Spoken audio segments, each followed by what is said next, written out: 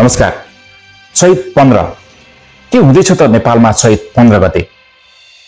के राष्ट्र संस्था अब पुनर्स्थापना होला त नेपालमा चैत 15 पछि? के साँच्चै राष्ट्र संस्थालाई नेपाली 3 करोड जनताहरूले समर्थन गर्लान् त? कि गणतन्त्र नै स्थापित रहिरहला? यदि राजा आइसके पश्चात पनि राजा ज्ञानेन्द्र शाहले देशमा कति वर्ष शासन गरिरहने हुन् त? अनि राजा ज्ञानेन्द्रको शीर्षपछि राजा कसलाई मान्ने? के फेरि पनि हामी राजा पारस शाहलाई मान्न तयार हो त?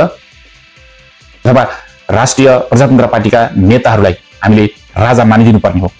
के तपाईँ ज्ञानेन्द्र शाहीलाई राजा मान्न तयार हो त?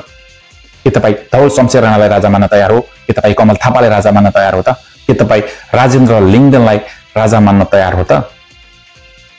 यदि तिनीहरूमै मध्येमै राजा भएनन् भने ज्ञानेन्द्र शाहको शेषपछि यो देशको राजा को हुने र फेरि पनि जातीय र वर्गीय एउटा किसिमको द्वन्द्व उत्पन्न गर्ने यो ठुलो खेल भइरहेको छ।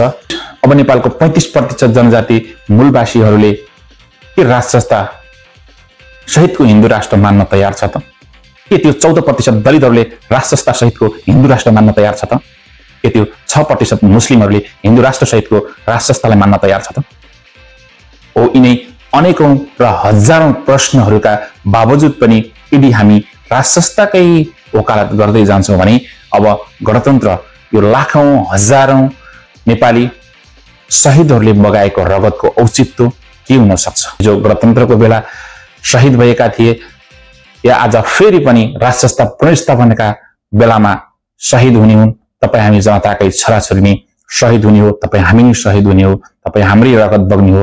त्यसैले यो सबै खेलहरू व्यर्थ छ।